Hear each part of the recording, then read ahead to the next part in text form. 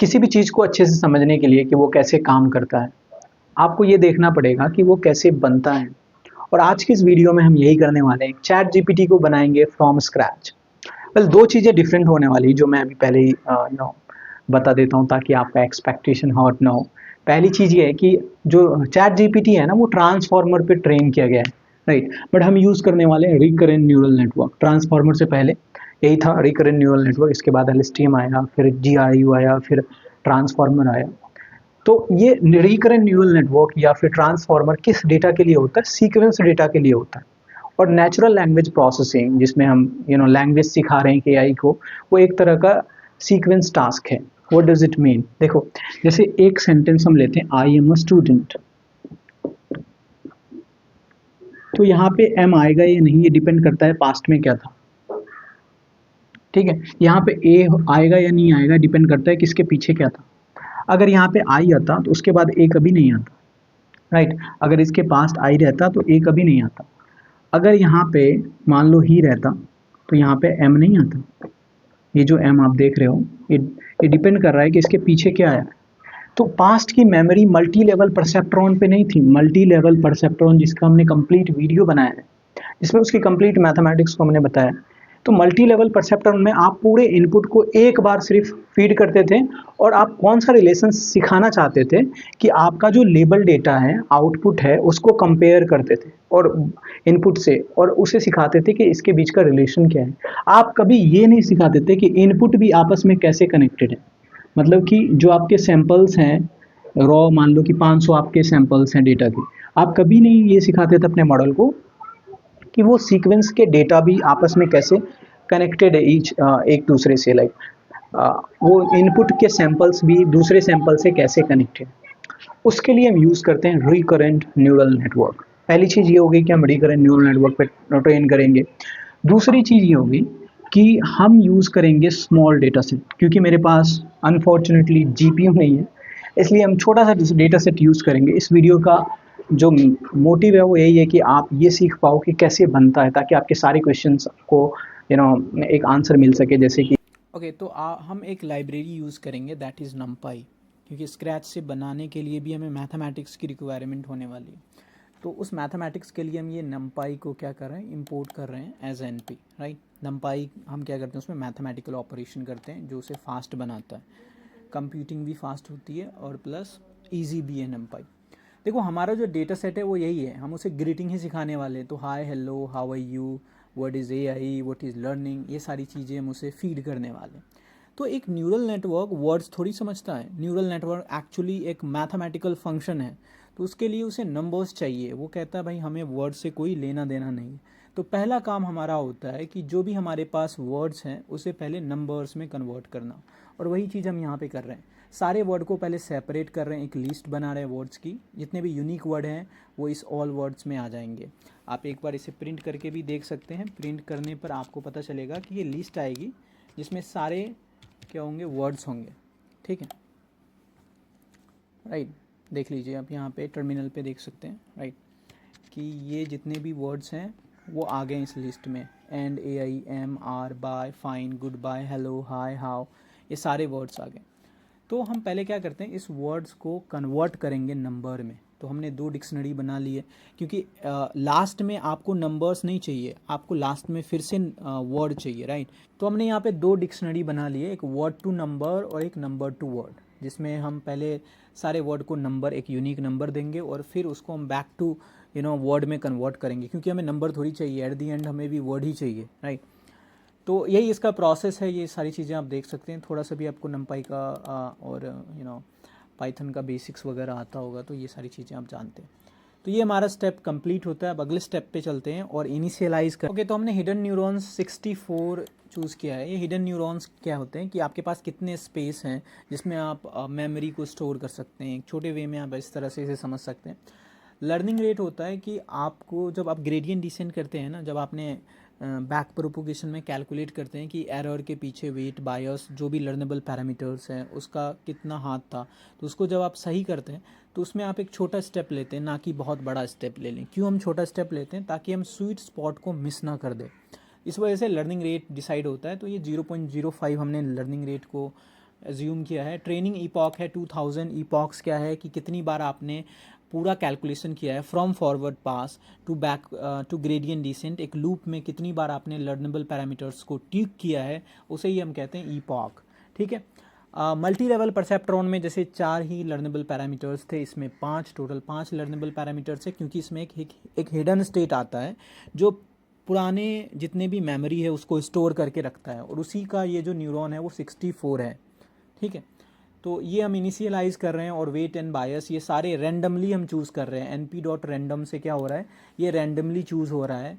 ठीक है। और इसे स्केल कर रहे हैं, छोटा कर रहे हैं। ठीक है। तो कोई भी न्यूरल नेटवर्क 4 स्टेप्स में कंप्लीट होता है, जैसे आपको पता होगा, कई बार हमने बताया। सबसे पहले फॉरवर्ड पास, फिर लॉस को कंप्यूट करना, फिर बैक प्रोपोगेशन, ग्रेडियंट डिसेंट। ये जो कोड देख रहे हैं इसमें हम फॉरवर्ड पास में प्रिडिक्शन को हम कैलकुलेट कर रहे हैं, क्योंकि अभी हमारे पास कोई हिडन स्टेट है नहीं, हम सिर्फ इनिशियलाइज कर रहे हैं। तो हिडन स्टेट में हम इनपुट्स सब चीज़ जीरो ले रहे हैं, राइट। और ये हिडन स्टेट का फॉर्मूला होता है कि आप एक एक्टिवेशन फंक्शन लगाते हैं, मोस्ट प्रोबेबली 10h, और इनपुट टू हिडन वेट्स को मल्टीप्लाई कर देते हैं अभी करंट का आपका जो इनपुट है उससे, और फिर उसमें आप ऐड कर देते हैं हिडन टू हिडन वेट्स को मल्टीप्लाई करके हिडन स्टेट से। ठीक है। जो इससे पहले वाला हिडन स्टेट्स था, और उसमें आप हिडन बायस ऐड कर देते हैं। ठीक है। तो ये आपका हिडन स्टेट आ जाता है। और फिर प्रिडिक्शन का अभी का जो आप अभी टाइम का जो इस टाइम स्टेप का जो प्रिडिक्शन होगा वो कैसे होगा, आप हिडन टू आउटपुट वेट्स को मल्टीप्लाई करते हैं हिडन स्टेट से, जो अभी आपने यहाँ पे कैलकुलेट किया है, और उसके बाद उस पर एक आउटपुट बायस ऐड कर देते हैं। देखो हम एक आपको हम बता रहे हैं, मल्टी लेवल परसेप्ट्रॉन में आपने एक ही बार में सारी चीज़ें फीड करते हैं, आप जितना भी इनपुट है एक ही बार डाल देते हैं।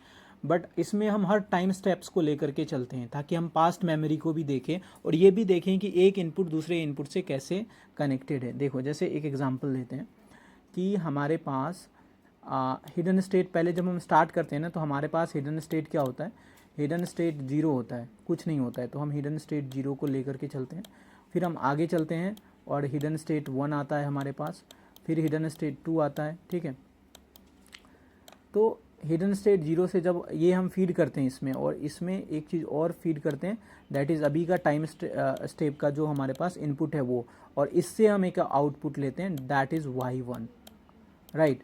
और उसके बाद जब हम दूसरे टाइम स्टेप में जाएंगे, और दूसरे टाइम स्टेप में हम दूसरा इनपुट फीड करेंगे, जैसे i के बाद m, तो फिर हमारे पास एक मेमोरी होगी, ये हिडन स्टेट भी हम इसमें फीड करेंगे, तो इसके पास मेमोरी होगी कि पीछे क्या आया था, यही हम स्टोर करना चाहते हैं। ठीक है। और तब हम यहाँ पे प्रेडिक्शन करते हैं कि y2 क्या होने वाला है, और फिर इसी तरह से ये जाता है, जिसमें एक हिडन स्टेट हमेशा कॉन्टीन्यूसली चलता रहता है, जिसमें पास्ट की मेमोरी होती है। ठीक है।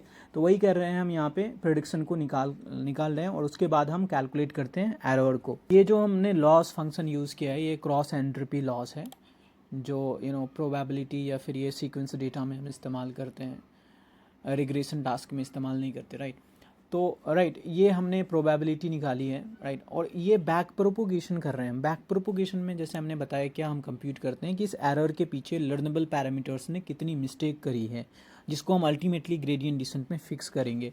तो वही कैलकुलस चेन रूल का हम इस्तेमाल करते हैं, बैकवर्ड जाते हैं और देखते हैं कि जो भी लर्नेबल पैरामीटर्स थे उसने कितना गलती किया था, जिसकी वजह से जो एरर है वो ये आया था।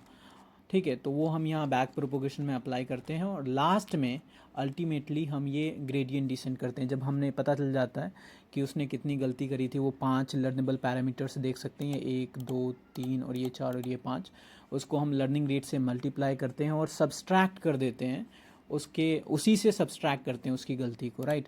उस गलती को हम कहते हैं ग्रेडियंट। तो इनपुट हिडन वाला जो वेट था, उसने कितनी गलती करी थी, उसको हम लर्निंग रेट से मल्टीप्लाई करके उससे घटा देते हैं, और सेम चीज़ हम 5 लर्नेबल पैरामीटर्स के साथ करते हैं। तो ये बहुत इजी है समझना, राइट। और उसके बाद हम मेज़रमेंट ले रहे हैं कि हर 200 ईपॉक पे कितना लॉस है। ठीक है। ईपॉक भी हम काउंट कर रहे हैं, लॉस भी काउंट कर रहे हैं। और फिर हमने ये लास्ट में क्या बनाया है, चैट जीपीटी वाला इंटरफेस बनाया है, जिसमें आप क्या कर सकते हैं, आप इसे इंटरेक्ट कर सकते हैं ट्रेन होने के बाद। ठीक है। हमने इसका नाम रखा है मिनी चैट जीपीटी, और यहाँ पे एआई नहीं, हम इसे रखते हैं चैट जीपीटी सही रहेगा, राइट। चैट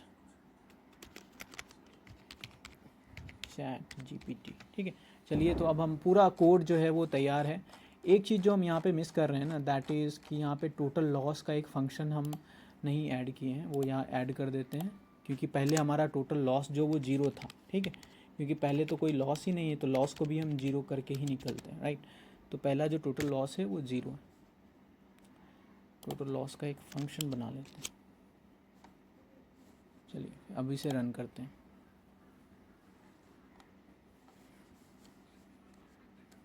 तो ये आप अगर आपको टर्मिनल शो हो रहा है, आई थिंक शो नहीं हो रहा होगा, अब शो हो रहा होगा टर्मिनल। तो ये 200 इपॉक पे देखिए ये लॉस 5.67 से घट के 0.02 आ गया है, एंड लास्ट में 0.00 आ गया है। तो अब मिनी चैट जीपीटी तैयार है, आप कुछ भी बोलोगे इसका ये रिस्पॉन्स करेगा। जैसे हम इसे कहते हैं हाय, एंड जैसे ही हमने हाय बोला ये बोलता है हेलो। हम इसे कहते हैं how are you, I am fine, what is AI is math. तो आप इससे आप इंटरेक्ट कर सकते हैं। तो हमने एक छोटा सा डेटा पे जो ग्रीटिंग के लिए ही था उस पर हमने पूरा एक चैट जीपीटी को ट्रेन किया है। मतलब कि चैट जीपीटी, देखो चैट जीपीटी ट्रांसफॉर्मर पे ट्रेन हुआ है, बट हमने इसे किस पे ट्रेन किया है, हमने इसे रिकरेंट न्यूरल नेटवर्क पे ट्रेन किया है। ट्रांसफॉर्मर थोड़ा कॉम्प्लेक्स है समझाना, इसलिए उसकी वीडियो हम अगले वीडियो में हम उसे डिस्कस करेंगे, उसके बारे में हम समझेंगे।